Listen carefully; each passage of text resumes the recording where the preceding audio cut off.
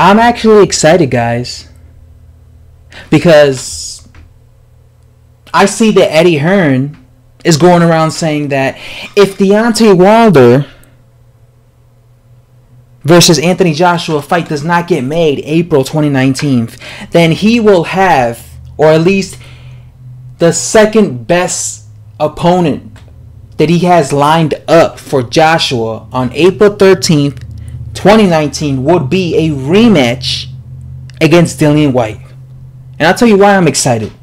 Because Dillian Whyte should be fighting for a world title. Right? He should. I said he should fight. His next fight should be against a world champion. Whether it was against Wilder, whether it was against Joshua. So I have no problem with this fight. I'm actually all for it. You know, these guys have history. Dillian Whyte is a trash talker. He'll know how to build the fight up. You know how Joshua is. He stays calm during the build-ups of press conferences. But you know Dillian Whyte, he's a trash talker. He's the one who builds up the fight. He's going to be building up this fight. I'm going to be watching the press conferences just to watch what Dillian Whyte has to say. Because he makes me laugh. Right? He's a funny type of character. He's a trash talker. I like my trash talkers. Okay, so this is a good fight.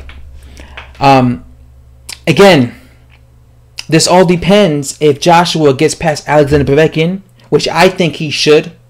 I think it's his time. I think he should. He has the tools to beat him. If he gets past him, and also if Wilder rejects fighting Joshua for April 13th, 2019.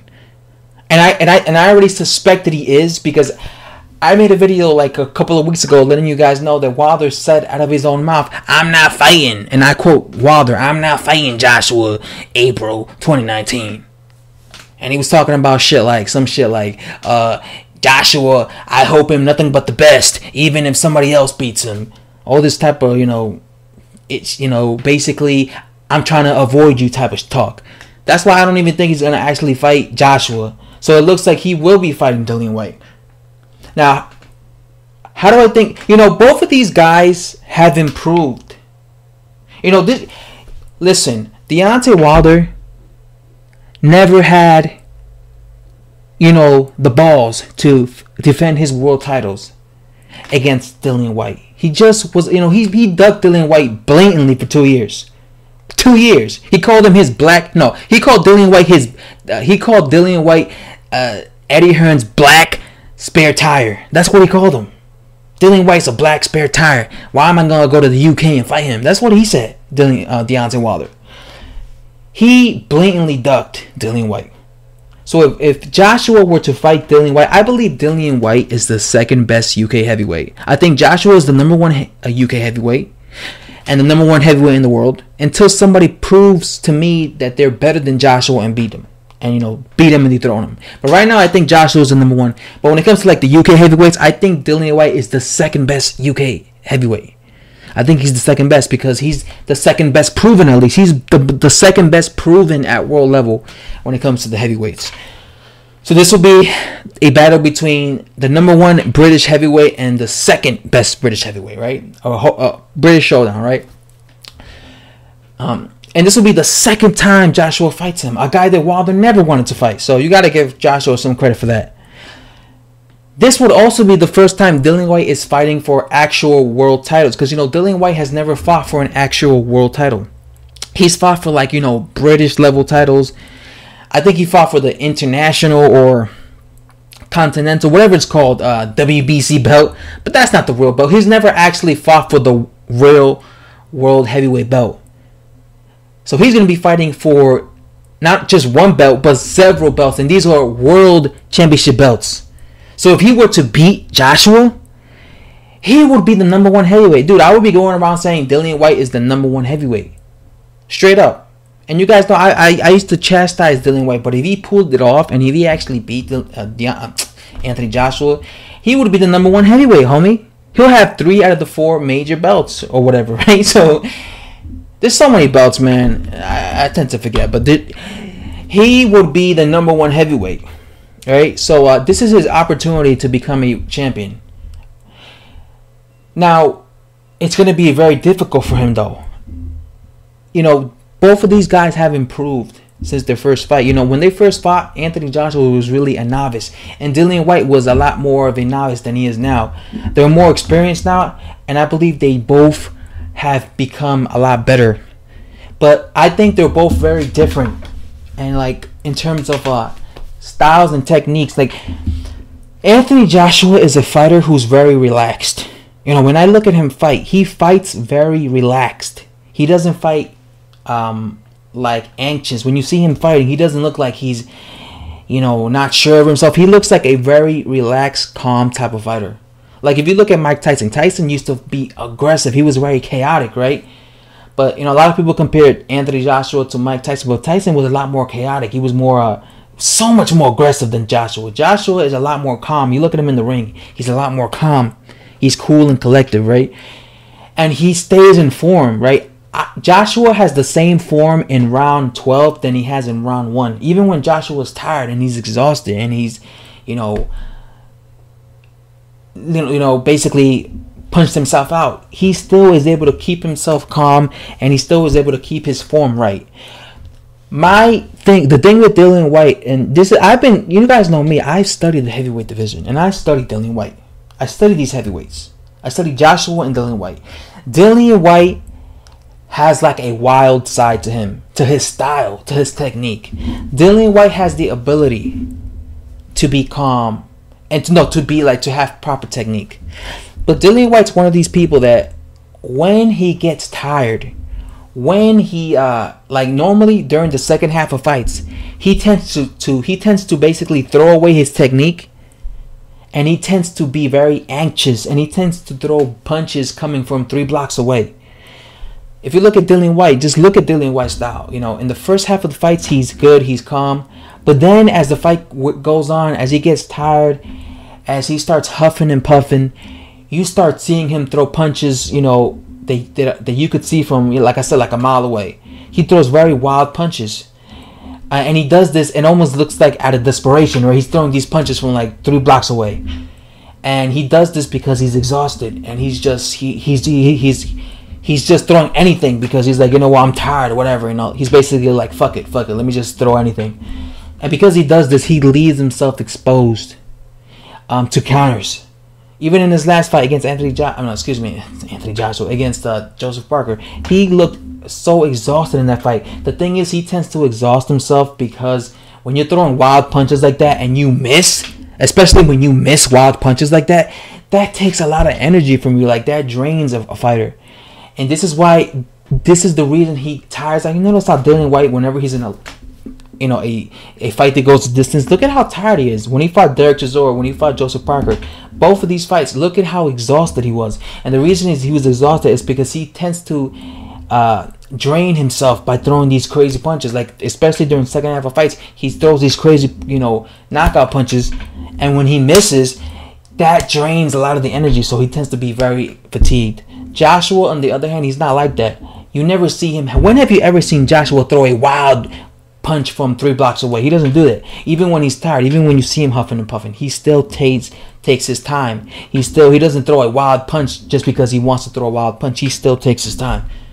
That's the difference between Joshua and Dillian Whyte. That's the big difference. Joshua stays composed, calm, and relaxed even when he's tired in a fight. And his technique is always in form. Dillian Whyte, on the other hand, he tends to be sloppy. He tends to become sloppy in second half of fights. Now, in the first fight, I remember when that fight happened. When that fight first happened, Joshua, I had seen all of Joshua's fights, but I had only seen like 2 of Dillian Whyte's fights. I think I saw him when he fought Brian Mentos, and I saw him when he fought this other guy. I forgot already, but I had only seen like 2 Dillian Whyte fights. A lot of people were saying this was going to be a good fight. I thought that Dillian Whyte was the first guy to obviously hurt Joshua, because I remember they were fighting, they were exchanging, and Dillian Whyte threw like a counter hook, and I think it was a left hook, and then he hurt Joshua in exchange, and Joshua was a little bit stunned. I don't think he was like hurt, but he was like stunned, and then he went for broke. And you know how Dillian Whyte is; he goes crazy when he goes for broke, and I think he exhausted himself. But after that, it was all really Joshua, and I definitely remember when Joshua knocked him out. He caught him with like a really good uppercut, and He almost, I remember he looked like he decapitated Dillian Whyte. The way Dillian Whyte fell, he hit him with a really big uppercut. And that was really it. You know, I really only gave Dillian Whyte like 2 rounds maximum against Anthony Joshua, but that was really all Anthony Joshua. I didn't think it was as competitive as people make it. People make it seem like that was a very competitive fight and it was even up, you know, until the stoppage, you know, up to the stoppage. But I don't think it was even. I thought Joshua was clearly winning. Like I said, I gave Dillian Whyte maybe 2 rounds maximum. I thought Joshua was clearly the better fighter and he was winning the rounds. When it comes to Joshua, you know, I study heavyweights. I personally believe that the way to beat Joshua is inside fighting. I think inside fighting is Joshua's kryptonite. You know, I saw when Joshua hurt Vladimir Klitschko, I think it was either round 5, round 6. Joshua tried to knock out Vladimir Klitschko, and he couldn't, and he got tired. Then Vladimir Klitschko recovered from the knockdown, and he proceeded to march forward and push Anthony Joshua back. He pushed Anthony Joshua back and he started letting his hands go. And he was beating up Anthony Joshua. Like, I have never seen Anthony Joshua get beaten up like that in his career except in the hands of Vladimir Klitschko. I think it was either round 5, round 6. It was right after he knocked down Klitschko. When Klitschko recovered, it was I think the first or second knockdown. When he recovered, Klitschko, he came back and he came back strong, and he showed me something in Joshua. He showed me a weakness. He showed me that when Joshua is being pushed back, I don't think Joshua fights good being pushed back. I think when he is coming forward, that's when he's at his best. But when he was being pushed back, he was getting beat up, and it didn't look like he knew what to do. So this is why I believe that the guy who beats Joshua will be an inside fighter. I don't know who that inside fighter is going to be, but I have a big feeling. Like I said, I know my styles, man. I know my heavyweight styles. I have a big feeling a guy's going to beat him as an inside fighter. That's all I'm going to say. So I think Dillian Whyte, Dillian Whyte should not try and play chess with Joshua. I think if you play chess with Joshua, I think Joshua gets the better of his opponents like that, because Joshua is a better chess player. Like Joshua, he has better technique and he has better form than Dillian Whyte. So I think if he stood there and tried to play chess with I think if Dillian Whyte tried to play chess with Joshua, I think Joshua will get the better of him again. And eventually hurt him and knock him out again. Right? So I think Dillian Whyte should actually try and smother Joshua and get on the inside. Throw a lot of body shots. Throw uppercuts. I know Dillian Whyte likes throwing uppercuts. Keep your head down, because you better believe Joshua is going to be throwing uppercuts as well. Do stuff like that. Again, I haven't really thought about, I haven't really analyzed this fight. I'm just saying these things off the top of my head, how I think this fight, what I think these fighters should do. But if this fight does happen next, instead of Wilder, I'm not going to be mad at this fight. I'm not going to be mad at this fight because, like I said, I think Whyte deserves a chance to become a world championship. A chance to become a world heavyweight champion. This is going to be a difficult fight for Whyte. And like I said, he would probably lose to Joshua, because I do think Joshua is the better talent. I still think that he's better. But at least he will get an opportunity at a world title. I felt the same way had he fought. If Wilder would have not ducked him and gave him a shot, at least he would. Even if he would have gotten knocked out by Wilder, at least he would have had the opportunity. At least he could have said, "You know what? I fought for a world title. I came up short, but at least I had the opportunity." So you can't say no more that it wasn't fair. He never got a chance at a world title. But so this will be great for Dillian Whyte, because this is a chance for him not just to become a champion, but to win several belts, right? Not just to win one belt. Against Wilder, he would just win one belt. And people will still be saying he's not the true champion because he has to fight Joshua in a rematch, because then he'll have all the belts. But if he manages to somehow beat Joshua, he would have 3 out of the 4 major belts. So he would really be a big player in the he would be the number 1 heavyweight. He would have more power than Deontay Wilder currently has, because he would have more belts than him. That would be crazy, man. Can you imagine that? Oh, man. Can you imagine if he beat Joshua and he had the belts, and then I wonder what Dillian Whyte would do. Would he then be like, you know what? You ducked me, Deontay Wilder, so therefore I'm not going to give you a fight. He probably would do that because of the fact that Deontay Wilder never gave him a shot for his WBC belt. You know, he never gave him a shot. And what I find interesting is I wonder what would happen if Dillian Whyte were to upset Joshua and become unified. Would Deontay Wilder immediately jump to unify against Dillian Whyte? And if he did, then that would just show you how much Deontay Wilder really didn't have confidence in himself to fight someone like Anthony Joshua. Because imagine if Dillian Whyte beats Anthony Joshua, and then immediately Deontay Wilder gets, signs to have a unification with Dillian Whyte. It'll just show you that he didn't have confidence in himself against Joshua, because it took him so long, years, to try and get a fight between himself and Joshua made.